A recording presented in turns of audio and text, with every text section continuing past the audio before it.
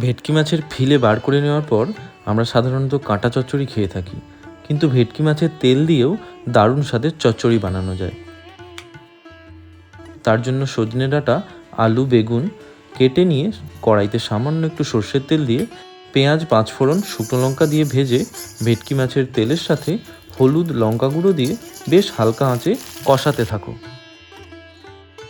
দেখবে কিছুক্ষণ পর মাছের তেল গলে গিয়ে কড়াইতে বেশ অনেকটা তেল ভেসে উঠেছে। তখন সজনে ডাঁটা, বেগুন ও আলু দিয়ে একটু নেড়ে ঢাকনা দিয়ে কম আঁচে সেদ্ধ হতে দাও লবণ দিয়ে। মিনিট 10 পরে ঢাকনা খুলে টমেটো দিয়ে আবারও 10 মিনিট ঢাকনা দিয়ে রান্না করলেই রেডি ভেটকি মাছের তেল চচ্চড়ি।